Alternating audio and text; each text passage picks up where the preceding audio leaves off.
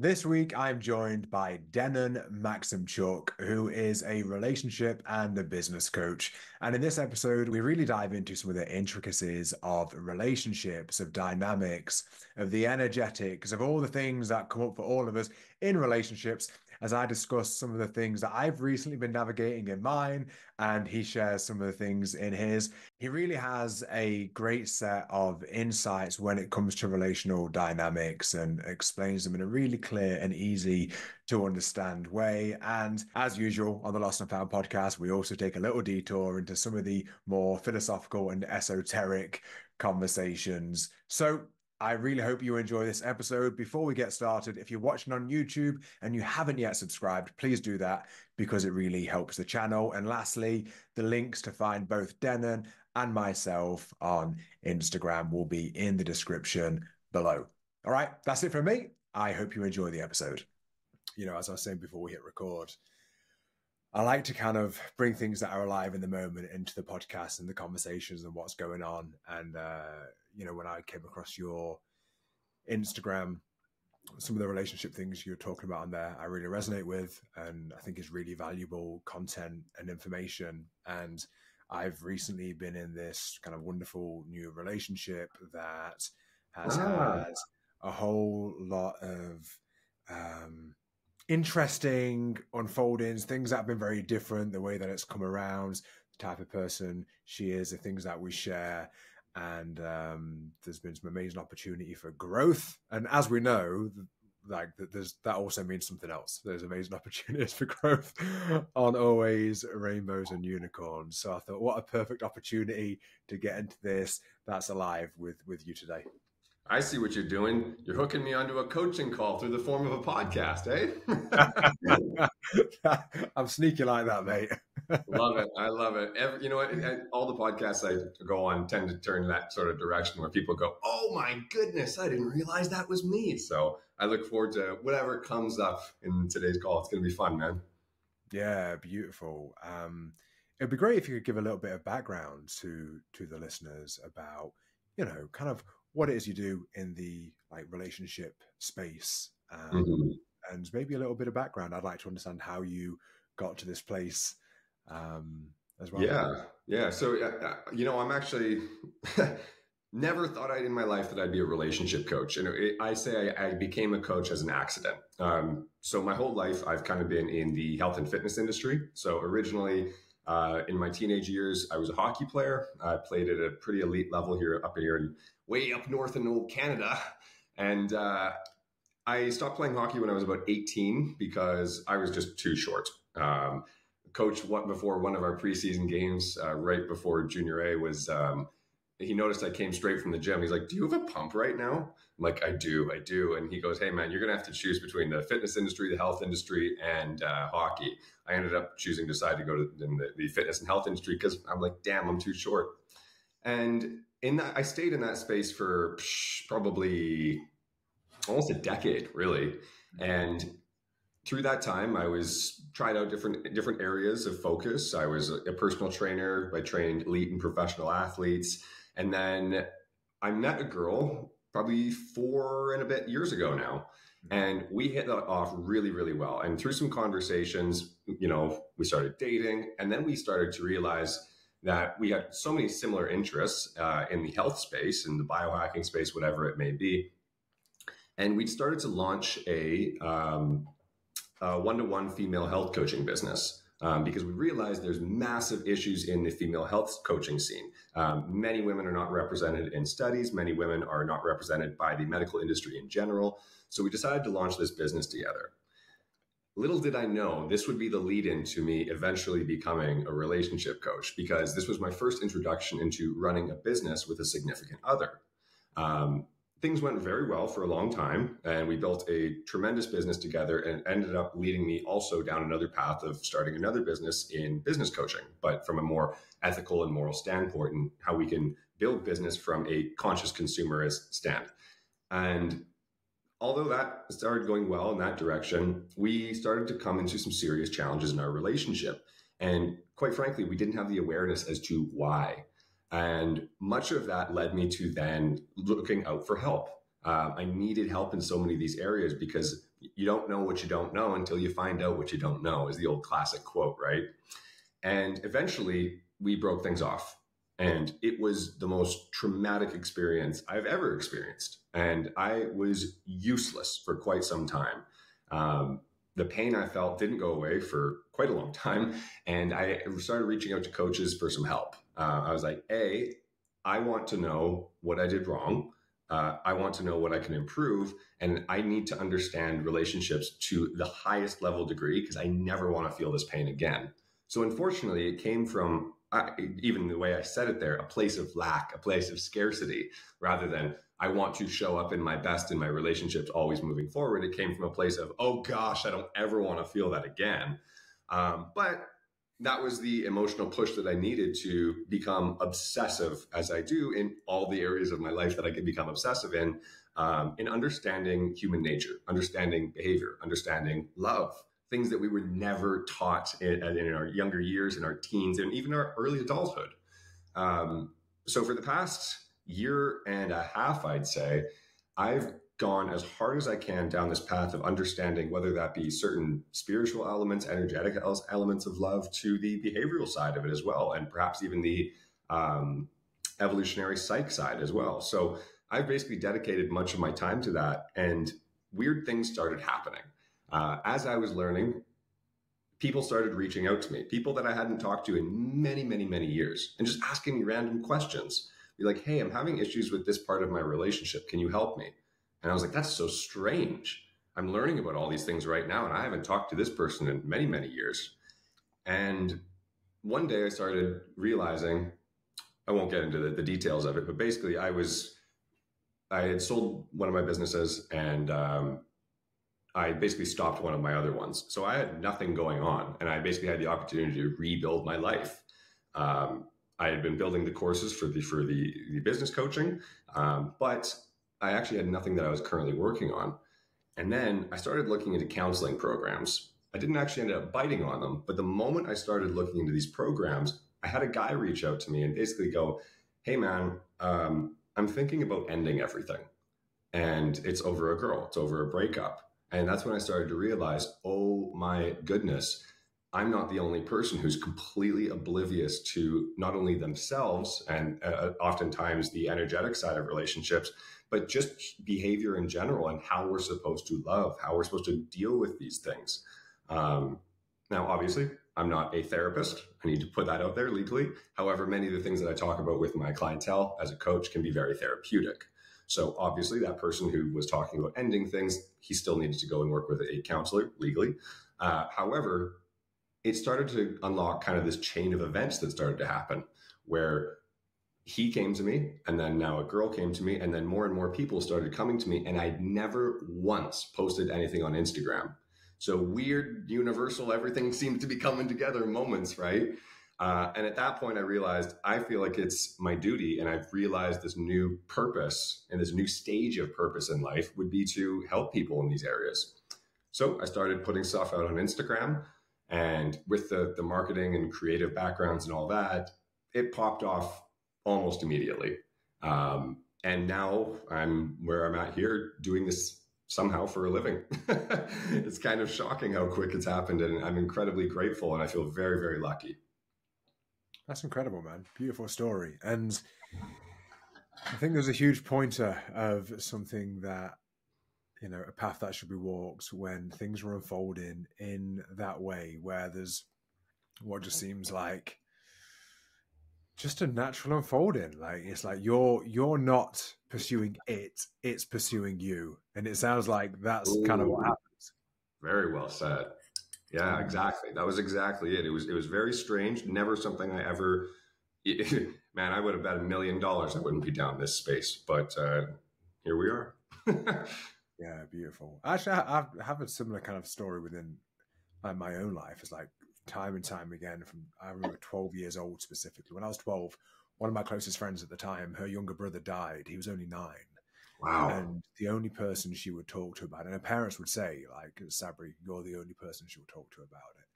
And then as I just kind of moved through life, these things would happen all the time. I remember one time being in Dubai on a bachelor party, and we were talking to some women in a bar, as you do.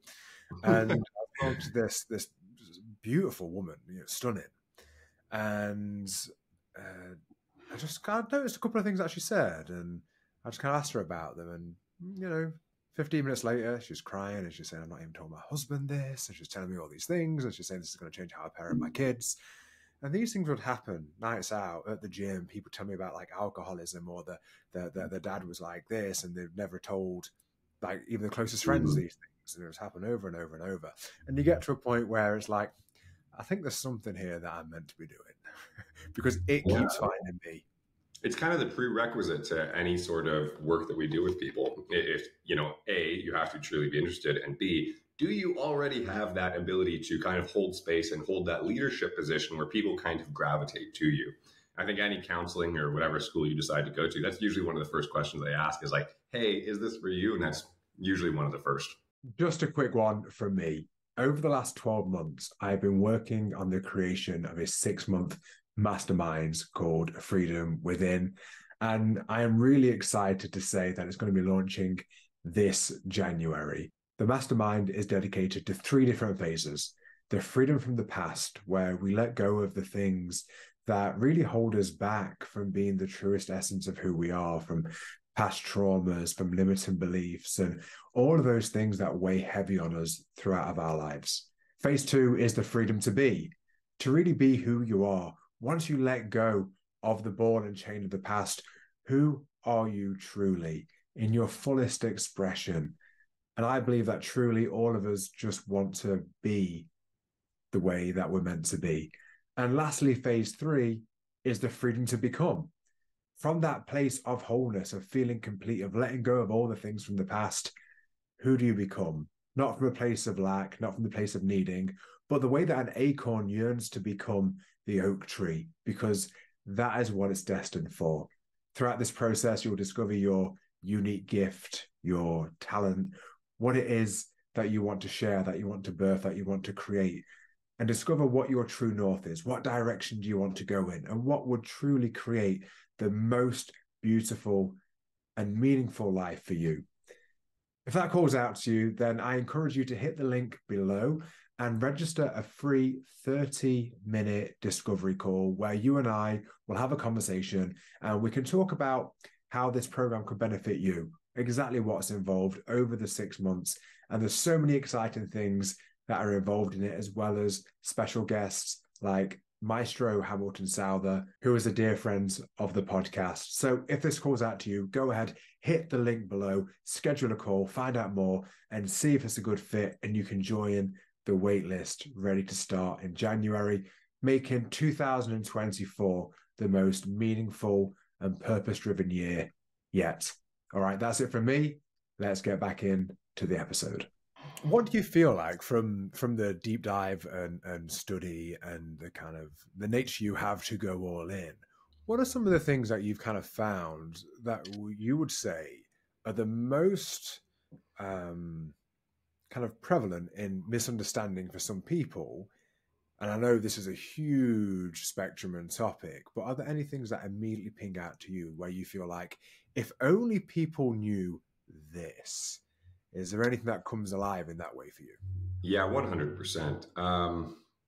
As soon as you started asking that, I was like, I think I know exactly. I've seen the pattern over and over again, and it comes down to awareness. And I know that's kind of like people might roll their eyes like, oh God, what a little hippie woo-woo answer. But it's true. Awareness starts to cover everything. Yeah. Most people are so unbelievably unaware of themselves that it's very hard for them to be consciously present and actually with their partner in most situations. And what I mean by this is most people are highly reactionary. And reactivity is pretty much the source of most people's issues in relationships. It's their inability to emotionally regulate. It's their inability to, you're smiling like I already know something's going to come up.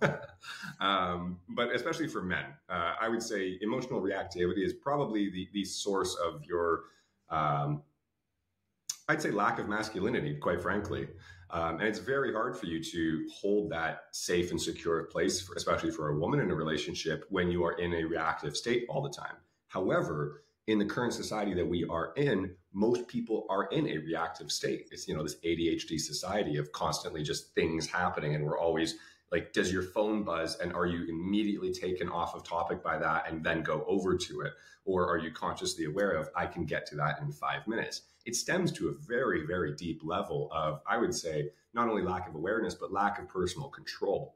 So oftentimes when conversations in a relationship, whether that's a difficult conversation or not, many times these things are going to lead to our immediate reactions that we've learned over time. And I mean, these habit loops get created where something happens in our life, all the way from, learning how to walk. Step one is there's the action, there's whatever happens. Step two is we have to create some sort of response to the action. And then step three is our brain goes, hey, that turned out well. That put us in a place that is, we think, perceived as good. And now we have a habit loop created. And this happens for everything in our life, whether that's early life learning, whether that's early adult life learning, how we respond to situations, conversations, or anything. We very quickly go into our human conditioning. And most people are incredibly unaware of their own human conditioning and why those things are in place. So a relationship example of this would be a woman decides to bring up a difficult conversation with a guy around money, but he grew up very poor. And because he grew up poor, he has this immediate emotional reaction inside of him the moment that there's some sort of scarcity brought up in the relationship, or his perceived version of scarcity in the relationship. And he starts to become emotional, reactive, and all of these things start coming up. He believes that these are just things that are normal to get emotional and angry or start to get upset about, or at least, he's starting to push the red line to the point where the wires are going to cross at all times. He sees that as normal. That's due to a lack of awareness in many cases of the fact that, this is caused and stimulated by this cascade of events that led from here. And I think when people can really deeply get a better awareness of themselves, they're able to then start to create space between the reaction, or I should say the thought or the emotion, and then the reaction. But most people, I know most people aren't probably watching on screen, but I'm using my hands to show the gap in the space between the emotion or the thought and the reaction. Most people have a hairline of a space between the thought and the emotion, and then whatever our conditioned reaction is. And when we can start to not only increase our awareness, and there's many, many different ways to do this. Obviously, you've got your mindfulness exercises, and here we go down the woo-woo path again. But we want to increase that gap so that we can subvert it, move off of that, and then instead make a response instead of a reaction.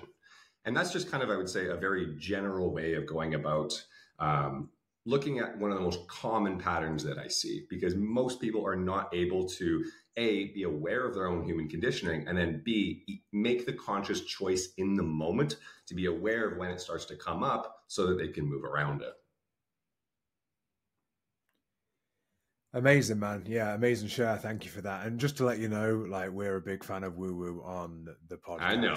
And, I see that picture behind you. I was like, you're going to identify with what I'm saying here. I love it. Yeah, my path is pretty when I talk about energy or any of these things, because I've noticed also a pattern and I know your community is going to be very open to these things, but I do just kind of want to be cautious around those, just because I do find many people shut off very quickly to certain words or phrases. And it's, I don't want the words that I use to be the barrier to connecting with somebody, which is why you go into my Instagram, the only extent you'll see into that space is talking about masculine and feminine energy. But I'm also very clear to talk about how these things are, for example, characteristics of a broader spectrum, not, this thing that you can't see. It's more so a classification of characteristics. And I just find it's important to talk about it that way. So we're going to talk about things that I don't even usually go into on my IG. I like that, man. Yeah, I mean, just to give you a feel of the woo-woo, I've 100% experienced and a felt channeling where I've done hours of writing that wasn't my thoughts. Ayahuasca and plant medicine have been part of my journey for the last 7 years. I've been training with Maestro Hamilton Souther to facilitate plant medicine ceremonies. So I'm in the woo-woo. I'm all the way in. So yeah, I felt a hug from the universe in meditation the other day. I ain't going to be saying that on my IG. Amazing, amazing. Yeah. I really like what you said there about awareness. And, I host a free, like, kind of weekly community call just for people that are interested in these types of conversations. And yesterday, the topic I kind of evoked and brought in was, you are not the voice in your head. And most people, they don't realize that the voice and the thoughts that they have, they don't realize that's not them. And when most people have the thoughts, and it's so tempting, that voice, it is a fucking master of deception to make you think that these thoughts are you. And of course, when I think I am those thoughts, I am that voice, that hairline that you spoke about. And for most people, I think that's generous. The hairline of reactivity is actually generous, because when I think that voice is me, bam, it's immediate.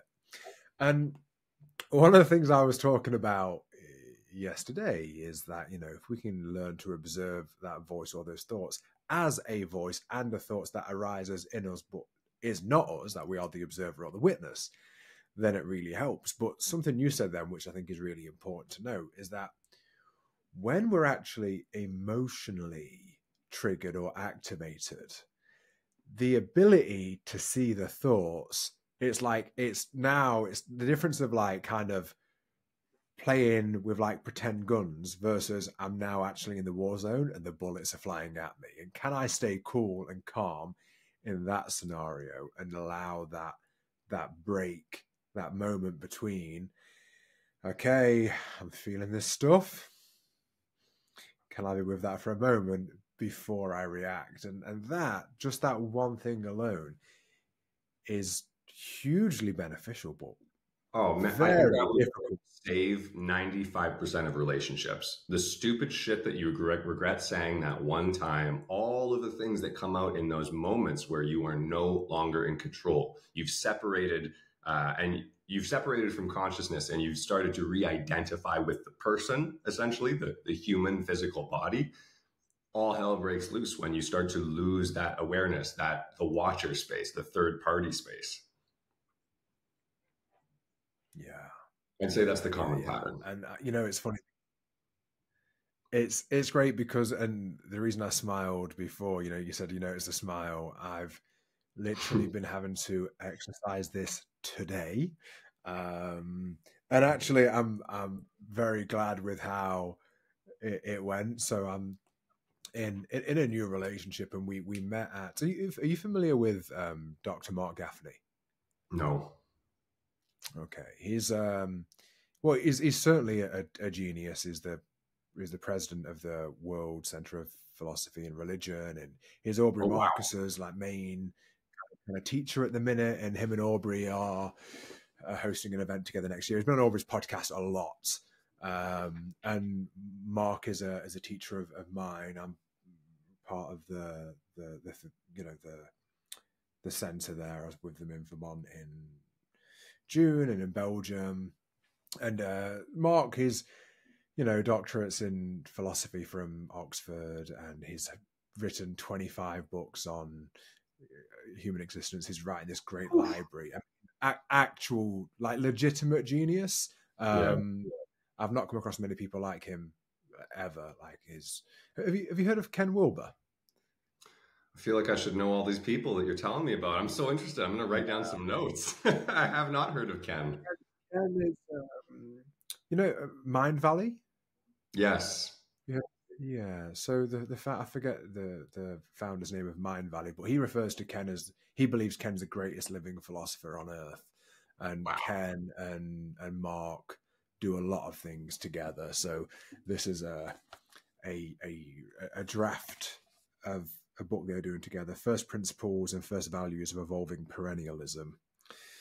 And it's Mark Gaffney, Dr. Zach Stein, Ken Wilber, and it's a pretty heavy read. Like, point 23. You got your hands on it pre-released? Yeah. Oh, you are in that space, hey? Good for you. Point 23. The common sense sacred axioms have not survived the postmodern collapse of value. A reconstruction of value is necessary. That's the title of point 23. It's like they're real intellects and what's the word I'm looking for?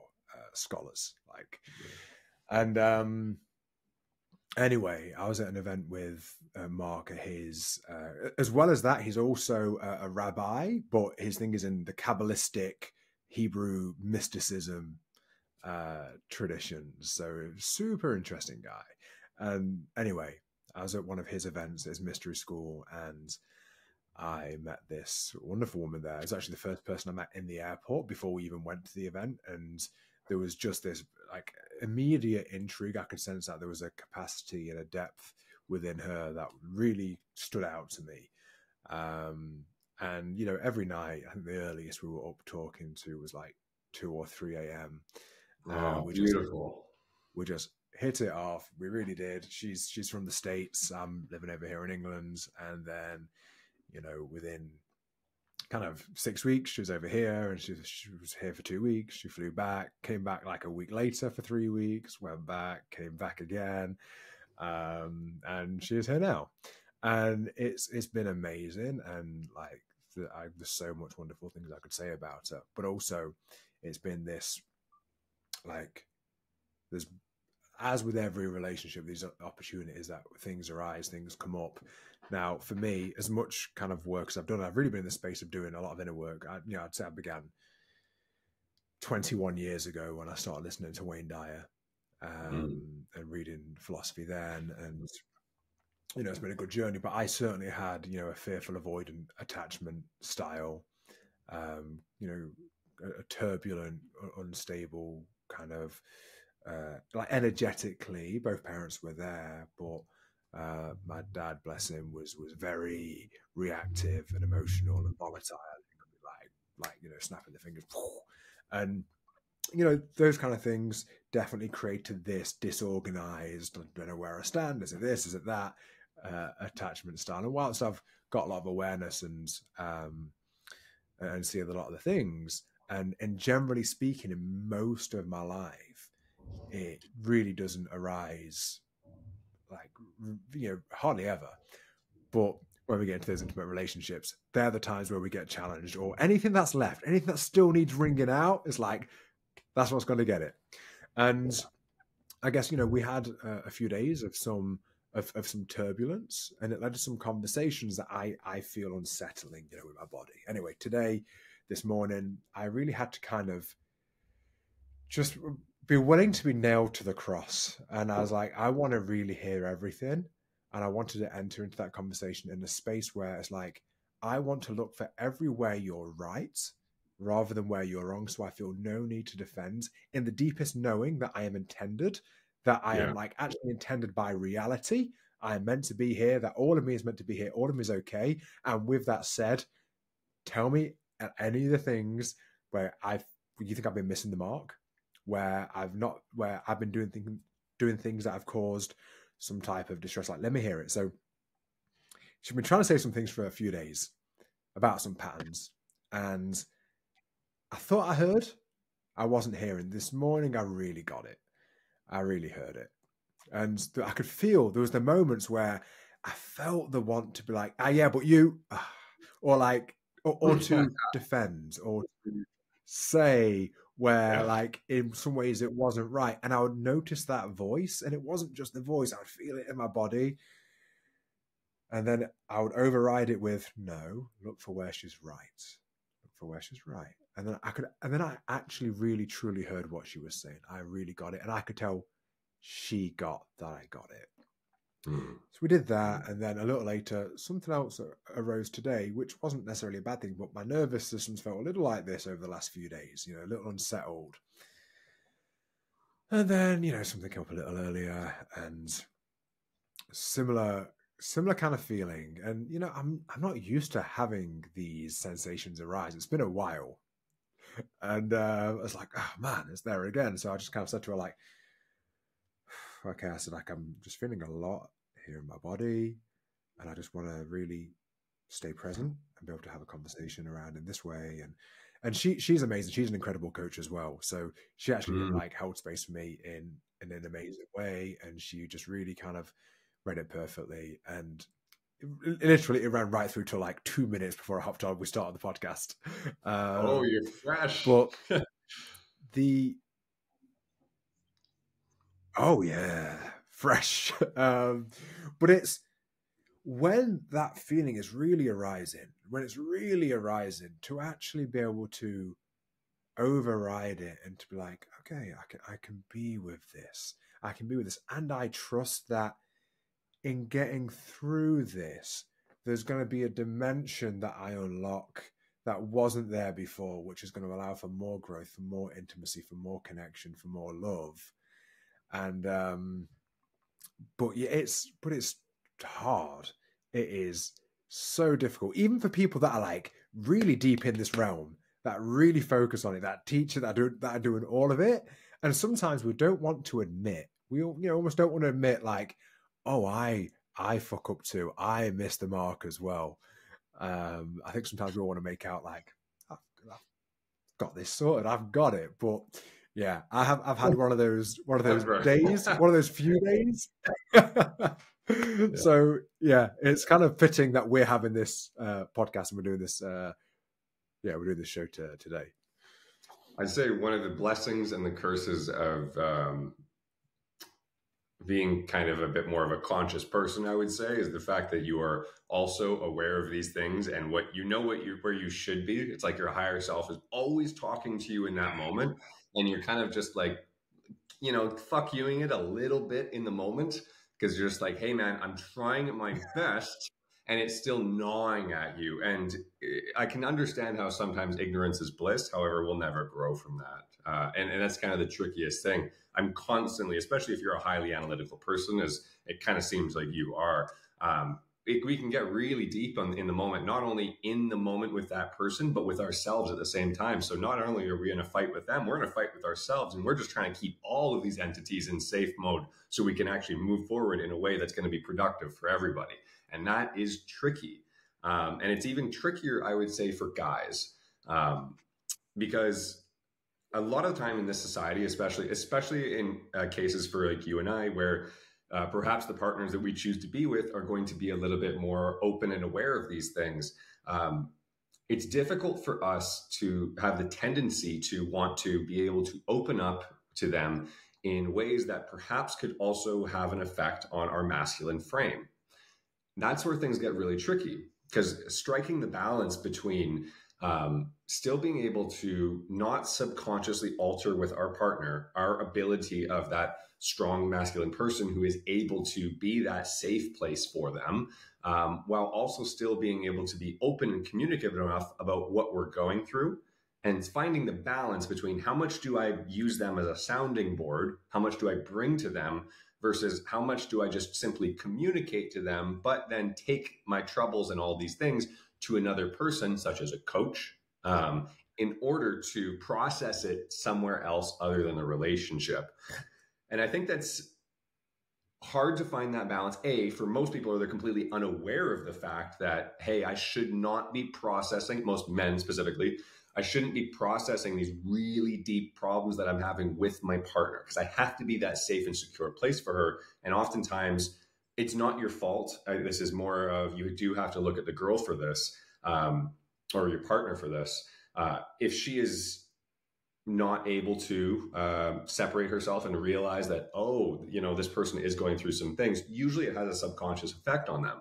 And they're unable to really unsee your vulnerable side, which can long-term have an effect on some people's relationships. In fact, most women in society nowadays are they're hammering the drum for, they're trying to approach men's mental health. And I know we're not specifically talking about men's mental health in this podcast, but I do think, given the fact that we're two guys, it's easier to talk about. But they're kind of beating the drum for, if men were more vulnerable, all of these problems would go away, which is essentially very much like the entire, I would say, therapy and counseling space. Not the entire thing. I shouldn't say things in totality. But over 70% of counselors and therapists are female. So they're approaching male problems from a female perspective. We don't operate the same. There's a reason why oftentimes talk therapy doesn't work for the high majority of men. And the high majority of men that commit suicide, even while they're in counseling or therapy, is in the high 90%, because of the fact that that approach is not as great for men. We need more action strategies. We need to be able to go to, oftentimes, guys to be able to talk about things and take immediate action. It's not the same. So most men, don't realize that I need to process these challenges that I'm facing outside of the relationship. However, I still need to be able to communicate to my person about these challenges I'm having. Yeah. That can cause a lot of relationship tension and breakdown in general that most guys and girls are not aware of. Most women think they're emotionally equipped to handle a man's challenges, when quite frankly, they're not. And it's kind of hard to understand that because, again, you don't know what you don't know until you find out what you don't know. But oftentimes it's the good old classic, you want to know something about your partner and then you find out, you're like, shit, I wish I didn't ask. And many times it doesn't have to be always the, hey, how big was your ex kind of thing. But oftentimes it can be the insecurities or things that we just don't know how we're going to respond to that. And if we are going to be emotionally equipped to handle with it. Yeah. And that's not exactly obviously what you're going through. However, my kind of connect to that would be that when you are in that conscious space, it's a little bit harder, especially to find that balance with that partner, because you know that they can fix, heal, if you want to say that, a lot of the things that you're going through, but is it a safe place to go to truly long term? And that's kind of that's the tough part, I think, that most of us have to go through. Yeah, I really like that. What came up when you were saying that there is, I wonder if there's like a correlation between if the conversation is circular, meaning is it the same thing that keeps coming up? It's the person's same issue versus is it actually spiraling upwards, meaning issue was raised and then actually over a week or however long the partner sees, oh, there's actually been a shift here. And I feel like if there's maybe progression seen in the thing that's being brought up, maybe it can be held a little more differently and they can actually trust because, okay, issue, thing brought up, but it's not just same thing week after week, same problem, same things. Because I imagine that becomes now actually, how much can I trust my partner? Because they're wanting to talk about this thing and nothing's changing versus, oh, we spoke about this thing. And actually now I see there's actually been in the clarification of what the issue was.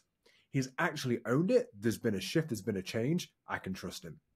100%. I mean, consistency is key, both in failures and benefits, right? And that's kind of where if you are the guy who is constantly going to your woman, assuming this is a heterosexual relationship, if you're a guy who's constantly going to your female partner week after week, day after day, saying, oh, I just hate my job and I just wish my back didn't hurt. And it's just this constant whining, essentially, and complaining. Complaining in general is a very much non-masculine trait. She kind of expects you to deal with that, take action on it and show that you're doing that. And if you're constantly going back to and using her as the sounding board for the same problem over and over again, that should be a cue to you that you're not taking enough action on that situation. Yeah. Yeah. Something that I've mentioned on the podcast before, which, forgive me to the listeners that have heard this already, but, one of the things that we went through at Mark Gaffiner's mystery school,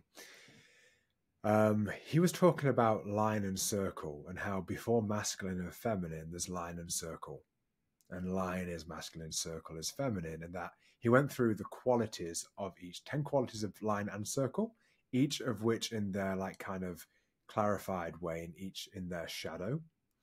And it was really fascinating how he spoke about the unique configurations that everyone has of line and circle energy.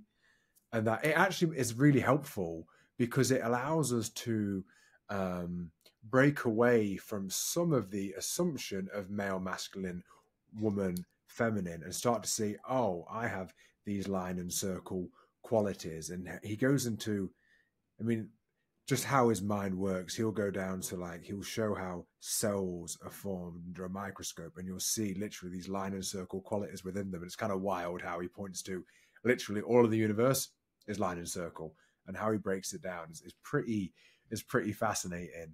When you say line and circle, do you mean like the line represents the masculine? I assume rigid, structured, and the circle is feminine, flowy, more freeform, less edgy? So he's saying before masculine and feminine, there was line and circle, and that each line and circle have qualities to them, and then we can then say these are more feminine, these are more masculine. But Yes.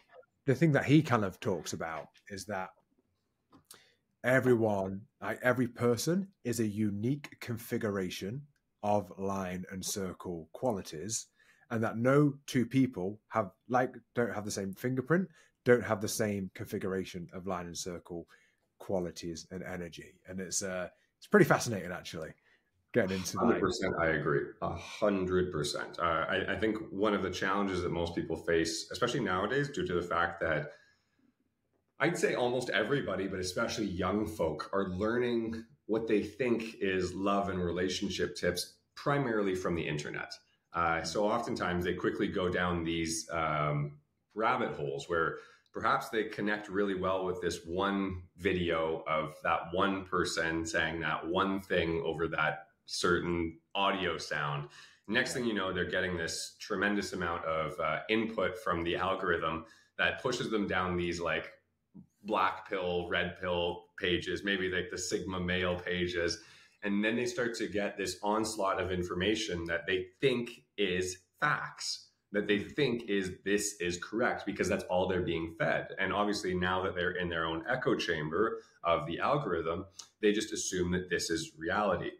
And this is how people are learning a lot of these tremendously flawed versions of what they think being a man is. And then they think that every single man is just purely 100% masculinity, right? And they don't understand that it's very much like the yin yang, where we have, for I would say 80% of men, you go back to the GS Youngbloods, you know, the David Datas and all those guys, and they were kind of the original guys talking about like the inner core versus outer core. There's an inner core that we are primarily, doesn't mean 100%, but we are primarily that mostly, again, looking at the yin yang, mostly the either masculine or the feminine. And then there's that little dot of the opposite energy that helps to balance us. And without that, that's when we become quote unquote toxic, as the kind of popular media would say. And then we have our outer core, which is the outer core would be the part of our energy that we are able to adapt to the situation around us. And this could be, for example, if you went to go take a cold shower or something like that, you know, it's going to take the characteristics of the masculine strength and the courage to step into that cold shower. However, it's also going to take your feminine surrender and patience and care and nurturing to be able to sit in that for 3 or 4 minutes at a time. And when we start to kind of classify some of these things in our life and go, oh, okay, there is quite a bit of balance, even in the same moment of these actions that we do. Yeah. You're not just this hardcore David Goggins, stay hard, motherfucker. You know, we're not going to be just that hardcore masculine that the internet is purveying out to the world. That's not correct whatsoever. We do have both. We do need to nurture both. And again, coming back to the very first topic, awareness. I'm very much a balanced core. It's just very easy terms to say that person, where I have very many masculine tendencies in my life. However, I've got a lot of feminine built into me as well. We were joking beforehand that I can cry at the drop of a pin. I literally yesterday, I saw the cutest freaking video of this. It was a little boy playing in the backyard with his neighbor's husky. It was like a snowy day and the husky was bored and he hopped the fence and they started playing together. I just started welling up in the eyes. Same day, there was, I see this video all the time. It pops up in my algorithm now because I watch it so often. But there's a little girl going up a ski lift with her dad and she drops her back, or he drops his backpack. And she's like consoling him. She's like, it's okay, Dad. We can go get it. We're the rescue riders. And I just well up every single time I see that. And a part of me, I don't know if it's my biological clock or what, but I'm like, man, I kind of want kids right now. And it's things like that where I can shame myself for, dude, what the fuck? You know, a masculine man wouldn't sit here and get all cryy while he's sitting on the toilet looking at Instagram videos. And I could shame myself for all of these things that are coming up. Or I could have the awareness to go, oh, these are things that mean a lot to you. Oh, you do have these tendencies. Or another one would be, I'm actually, although I'm very much a leader and I'm very much, especially when it comes to business and life, I like to have control of the direction of where my future family or wherever that goes. I'm very much attracted to a feminine woman who also has her masculine side of being driven. I like having a partner in my life who is not just a purely feminine, surrendering. And I know the word surrendering can become very tricky for some people, but what I mean is having her basically fall into my leadership and become like this goo of ability to, do her hobbies and all these things. I like a woman who's driven. And based on what the internet talks about these days, that's horrible. You don't want a boss bitch, as they oftentimes say. No, that's toxic femininity. And it's like, well, that's not true for everybody. And in fact, I find that highly attractive. So coming back to the very first point of awareness, when you can go deep enough on yourself on many of these things and start to become aware enough throughout the day of perhaps some of the actions you do or the things that you relate with or whatever you may connect with, you start to realize, oh yeah, we are a beautiful blend of both. But at our core, there certainly is more of a tone, a nervous system tone in our body that we will gravitate towards. Yeah, absolutely. Just generally speaking, from our hormone balances that promote certain types of behaviors, like we're going to have those. So within our kind of hardware, there are those things, right? And then every single person has their own kind of a unique software of like our experiences, things that we're allured to. And yeah, like I'm the same. And I found that over time, for me, I could sense that part of my journey was there was parts of myself that I'd cut off from and rejected and abandoned. I did feel like that part was okay to exist within me.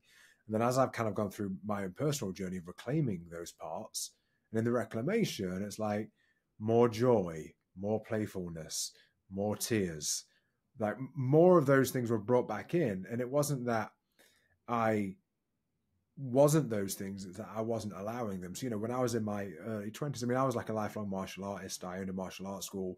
I'd competed in bodybuilding in my early 20s. So I was like, big skinhead, teaching people to punch and kick for a living. That was like my thing. And actually, even then, I was still deeply into like kind of philosophy and personal growth, but in a certain way. And there was more of the success-driven type of like growth mindset. And then just as I've kind of softened and moved beyond thinking that that's what I have to be, because actually you can end up creating a rod for your own back, because I created very much a visual representation of that. So then people expect you to be that. So then you end up then playing out a pattern and being a certain way because you now think, well, that's what people expect from me, so I've got to be that. And, when I was in my early 20s, it's like if we're out in a group and there was like any type of confrontation, the kind of the look would be to me is like how I was going to react or what I was going to do about it. And I was quick to like step into those confrontations. Bro, you got your nunchucks? That's it, getting out the cameras, both staff. Yeah, pull up the side.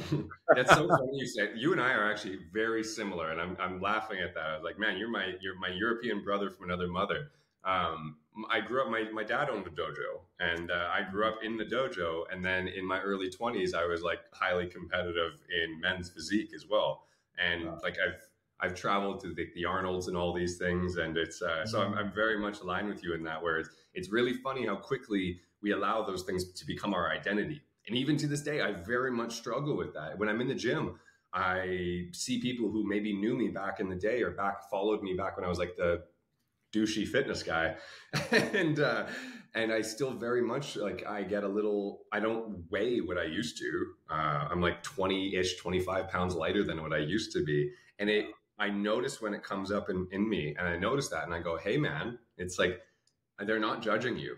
It's okay. Like you're able to let that go a little bit. And it's very hard that, what's the term for it?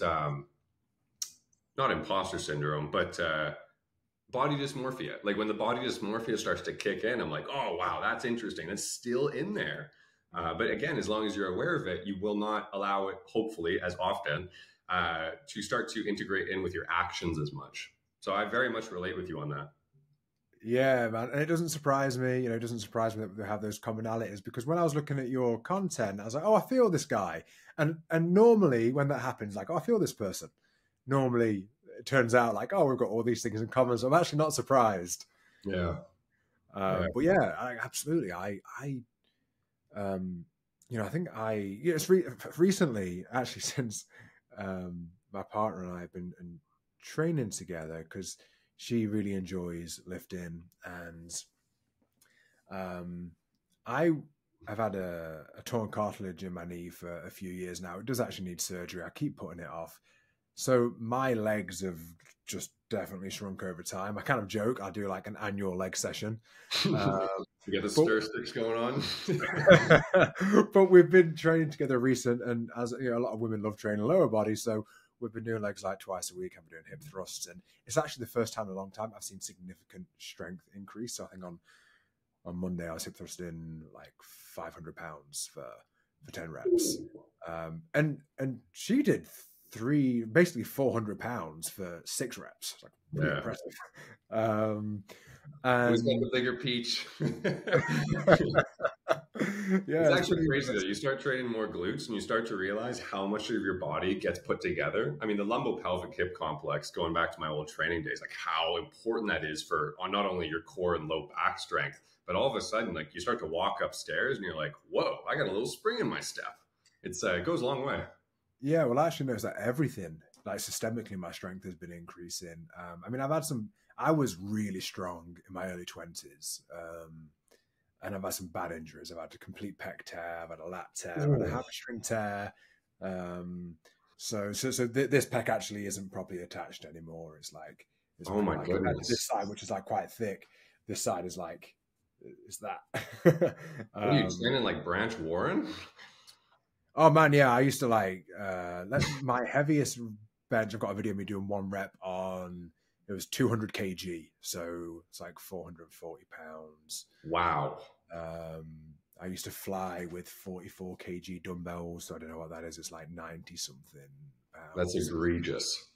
That's what that is. Yeah, I used to like, I was 23. I was moving some heavy weight, and yeah, I felt indestructible in my early 20s.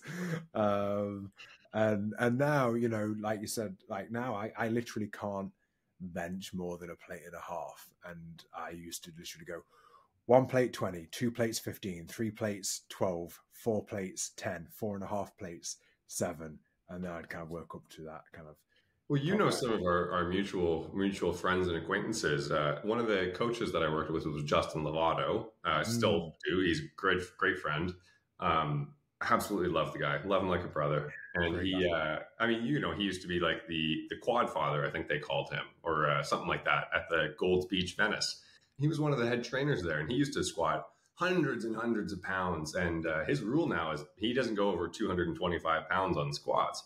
The guy's an absolute animal. He's a damn tank. But even for long-term health, he's like, probably more risk versus reward, and he cuts it off. So I'm like, well, if he can do it, then I can do it.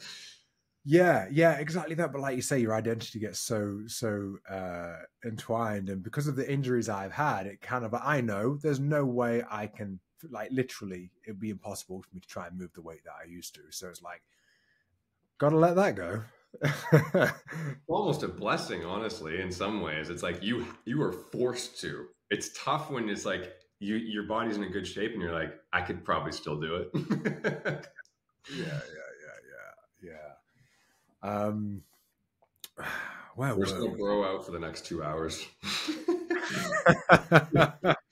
Yeah, and that's always the best way. It's how I like the shows to go, to be honest. But you were talking about when people see something on social media, and then that creates the echo chamber.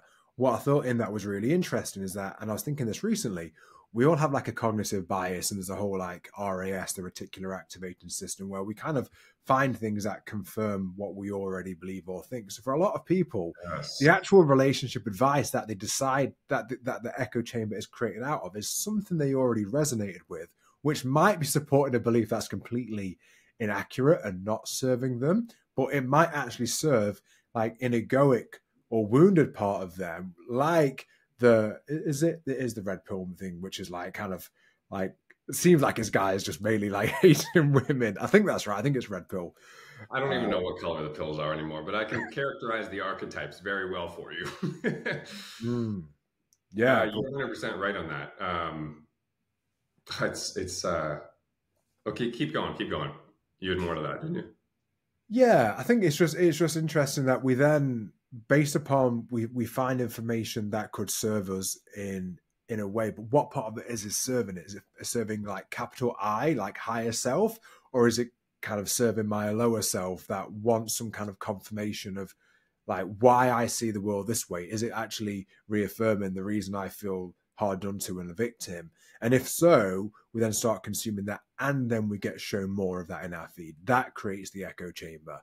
And like you said, two echo chambers in one. It's like there's our internal echo chamber, because if people, by the way, where I was going to say, and I totally forgot earlier, was you're the only person I've ever spoken with on a podcast or even in life who's brought up the RAS, the reticular activating system. I'm very impressed by that, because most people don't understand that it even exists. And if people don't know what that is, the RAS, the reticular activating system, it essentially is our body's internal radar. And what it does is a radar can only search for things it's been programmed to search for.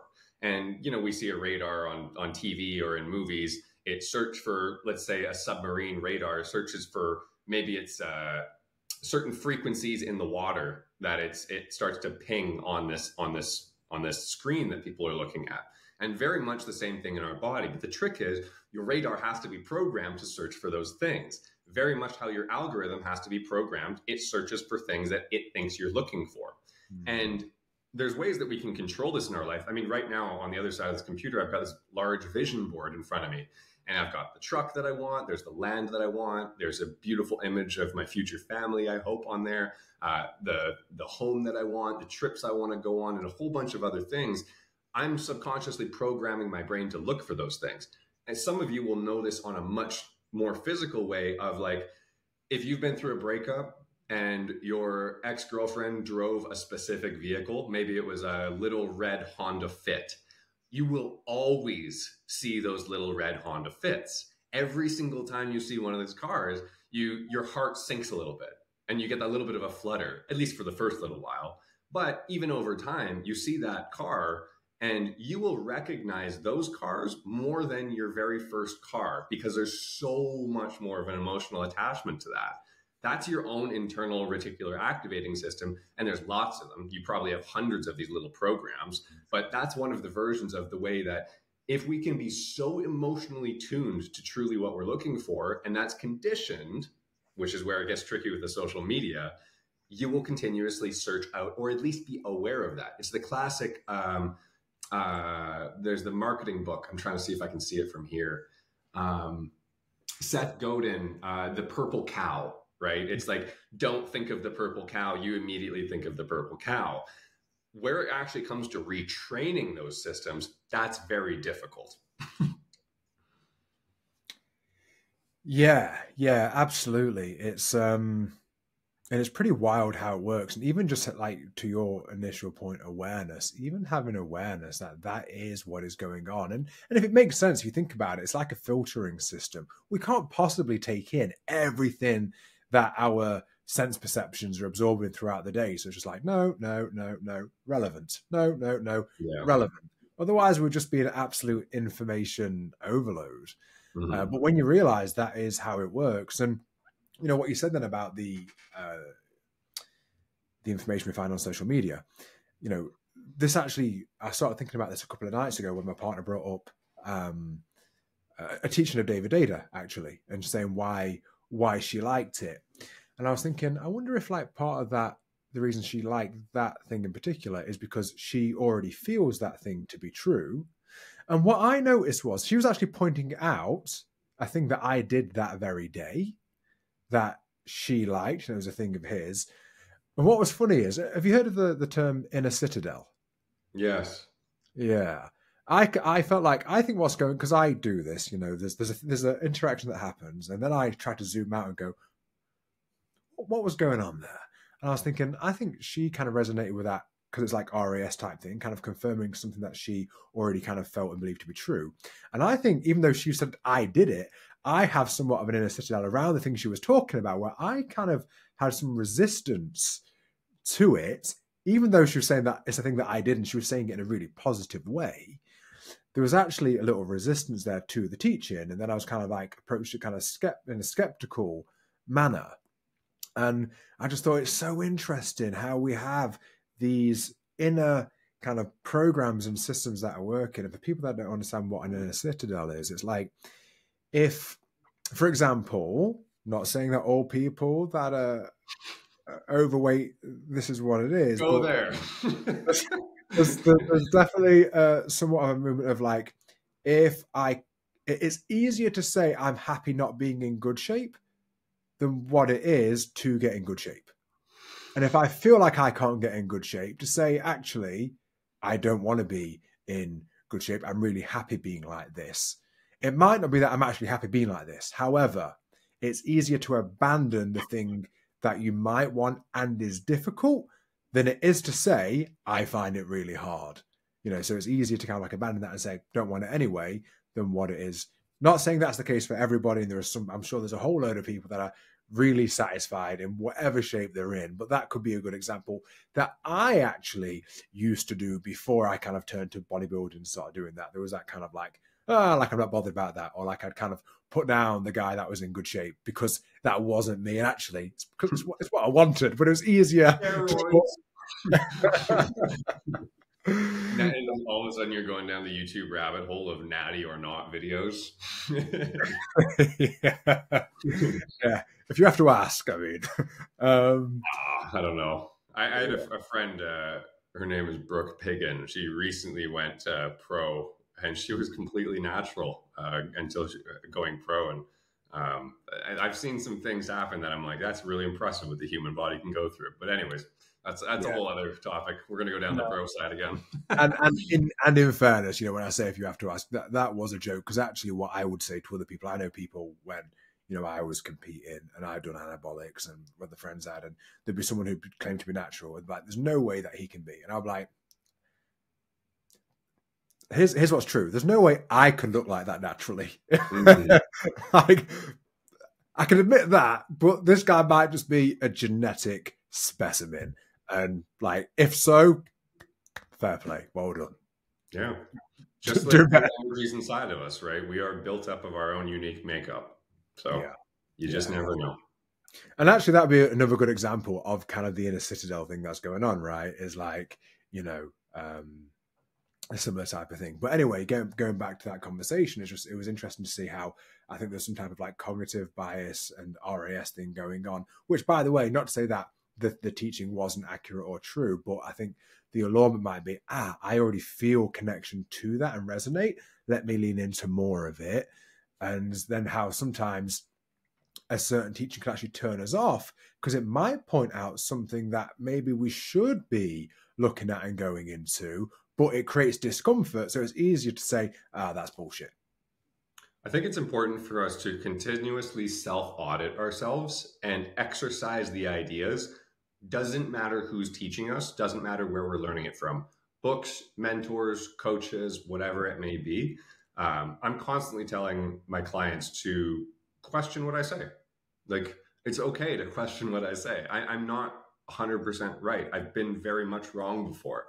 I will continuously be pushing the boundaries of what I believe in, perhaps my own teachings. And there are going to be times where I'm incorrect. I might have said stuff on this podcast today that in 2 years from now, I go back and go, I wish I could have said that better. I wish I didn't even say that. I don't believe in that anymore. That's okay. I don't think so right now, but there are times where we do have to go back and exercise our own ideas, very much like you exercise a muscle. We need to be able to stress test some of the things that we're learning and ask ourselves, okay, do I connect with this due to the fact that it's what I want to believe, or it's something close to what I've believed before, and go through that process of exercising the idea, audit our own behaviors and understand where is this coming from. That sounds like a lot of work to a lot of people. But the thing is, you spend all day in your head. You're already talking to yourself all day. This goes back to the who are you conversation that I'm sure you've had before on this show, of separating between the person and the consciousness, the awareness, the third party, the witness.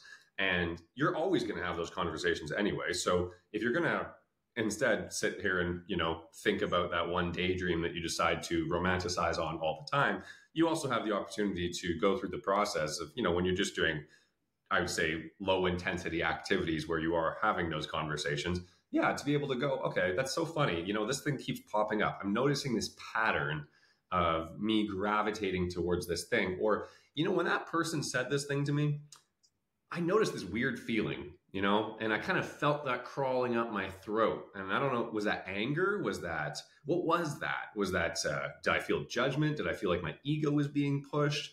And then become curious. And I think that's really the biggest takeaway for most people is when you do have something come up, become curious of it, not judgmental, not identifying, but when you can start to, maybe you're in the shower and you can start to come back and recollect on it, when you're in the place of just starting to learn how to, do these self audits on yourself, become curious of these emotions or these thoughts or whatever starts to come up and go, why is that there? And that's when you can start to kind of break these down a little bit. And essentially this is your own conscious meditation. Yeah, I love that. And I think, to your point then, curious, not judgmental, because I think maybe the biggest barrier for people to do these types of self-audit with that level of awareness is not liking what they see and actually not being able to handle what they might see if they kind of, turn the stone and look underneath it. So if they can come from that place of non-judgment and actually realize that the thing you're seeing isn't who you are, it's just a pattern that may have been formed over time. It's just something that's arising. And in seeing it, it's only in seeing it to bring it back to the initial place that you can actually gain that awareness. Yeah, I don't like to, it's kind of a tricky, but like one thing I do, and this sounds a little schizophrenic, but I like to talk to my person and refer to Denon, as my person. And I'll oftentimes, one thing I do a lot of, and even when it comes back to the conversation we talked about of when you're in the moment, perhaps in a heated conversation with, the missus or the mister, and you start to fall back into all of the self-identifications that you do with the person, the conditioned human mind, we very much disconnect from our conscious self and we go straight into our animalistic reactivity. Totally normal. We feel pressed. Cortisol's on the rise. We start to go into these fight or flight responses. Totally normal. I understand. The better that we can become of controlling that is great. However, one way that we can help to, I would say, emotionally regulate in that moment is, well, there's lots of different ways you can emotionally regulate in that moment. But one way is physical anchoring. So training yourself to always come back to a physical pattern. Maybe you're somebody who keeps a little stone in your pocket at all times, or maybe like I'm wearing a watch right now. One thing that I constantly do, and if you're watching the video of this, I tend to come back to the hand on chest. I'll touch my chest, and that's my constant return back. Some people might play with a button on their shirt or just like play with the bezel on their watch, for example. A physical anchor that brings you back into the present, so that you don't go too far into just this emotional barrage that you're about to put out. And another one could be your breath. So one thing that I've done in the past, and I never actually talked to my partner, my ex-partner about, which would be, she would notice when my breathing would slightly change. And she knew that I was starting to get into a place of like, I'm bordering the wires crossing right now. And that would be, we might be talking and my breathing would become very slow, like almost box breathing of like 5 seconds in, hold, 5 seconds out. And it was almost, nobody in public would ever notice it, but I know they would notice it just slightly. And that's kind of the unsaid cue of like, I'm just holding it together, but I'm trying really hard. And you can see that I'm trying very hard. And not only does it help me, it helps them understand as well. And it's not meant to be the silent communication. It can be, that can be something that you can communicate like, hey, when I'm doing this, it means I'm like very close to becoming reactive, but really doing that for yourself of just slowing it all down so that we can multitask at all times. But so multitasking can be either the physical anchor of noticing your feet gripping against the floor, or perhaps it is very slow, conscious breathing while still listening. Just doing some of those things can help bring us back to the trained reminder of where am I acting from right now?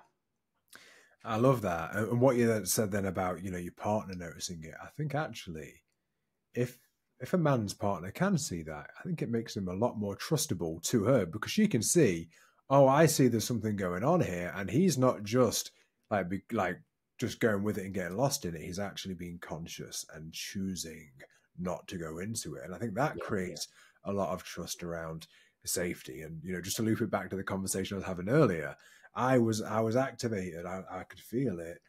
And I was just staying, I kind of, and I have things where sometimes I have to have the conversation. I'll just close my eyes and I'll have the conversation from here. Mm-hmm. And I will do some of this breathing. And she saw what was going on. And, it's like, and she said, like, she and bless her, just one of the reasons she's amazing is that she was kind of saying, like, I see how you're feeling. I also see how you're dealing with it. And it's amazing. Yes. And then you hear that and it's like, it starts to go, it creates that upward spiral, because actually, you are dealing with it in a way that a lot of people wouldn't. You're not reacting. You're not just kind of giving into that voice. And then when it's then pointed out and acknowledged, it's really helpful. Yeah, I think people are scared to do some of these emotional regulation strategies that may be physically viewable. And I wouldn't hesitate to talk about these things with your partner and be like, hey, I noticed in these conversations, when we both start to get heated, we don't, for example, this isn't serving for us in a beneficial way. This tends to go down a path where neither of us come out in a way that's actually positively beneficial. So I'm going to try this thing where maybe it is close your eyes, for example, just so you can more focus on the one input. Like you talked about, there's millions of inputs in our mind of shapes, colors, all of these things. And then also what they're saying to us, and then how it's bringing up certain emotions in us. Just closing your eyes, that immediately is going to shut off probably, 30% of the input. We still have audio, we still have physical, but taking away that input alone, if we talk with your partner about that, hey, when I have this conversation with you, I'm going to close my eyes next time. And I know that seems weird. And I know you wouldn't do that in public. And I know you don't want to be judged, for example, by your peer groups or whatever. But what happens inside the walls of the relationship is of no bearing to the outside. And you need to be able to oftentimes, I'm not saying be a nonconformist, but we might need to find untraditional ways of dealing with things. And that's okay. That's very much okay that we do those things inside our own relationship. You can do that with friends as well. I mean, you and I could have a conversation and we could talk about certain ways that we deal with things, and that's totally cool because we are aware of that with each other. And I understand with perhaps more less tapped in people and less conscious individuals, I would say, they might immediately go to, oh, dude, you're such a bitch, or, whatever it may be. That's okay. Maybe those guys aren't for you. Maybe those friends aren't for you. But within your relationship, there's nothing wrong with being a little bit untraditional. I'm trying to find a better word for that. But yeah, I can't find a better word for that. Untraditional is not the right word, but not being worried about the external societal judgment. It's okay to find ways inside of your own relationship to make those things work. I mean, it's either that or you guys are going to go off the deep end and it's not going to work out. So what would you rather do? Find a little bit of discomfort in the moment in learning how to do a new thing where your relationship or your conversations in the relationship become effective, or the pain of the breakup down the line because you're not willing to find a way that's actually going to work to communicate. So really, I mean, you're picking short-term denial of short-term discomfort for long-term potential of pain. And that's probably the perspective you need to look at there. So find a way to make those conversations work. I love that, man. Brother, I've just checked the time and we're about there. Thank you so much for doing this today. Can you let people know the best place to find you, and for people that resonate with you and want to know more about your work, you as a coach, what's the best way for them to go about it? Well, if I was more organized and wasn't so busy, I'd have freebie offers and all those fun lead magnets to send you guys, but I don't. All I have is a bunch of free information on the internet for you. So if you head on over to my Instagram at Denon Maximchuk, I'm not even going to bother try to spell that out for you guys. I got a funny Ukrainian name. So I'm sure we'll put that in the show notes below, and you can go and check that out.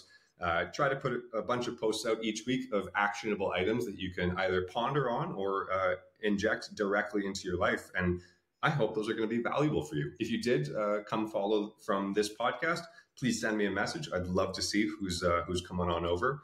And yeah, if you got any suggestions on stuff you'd like to learn, please let me know and I'll try to put that out there. In the future, I will have probably some mini courses coming out for modern relationships, and very excited to start putting those together in the coming weeks here. So yeah, I'm super stoked to be on here, man. And I appreciate you opening up your time and in your community to have me come talk.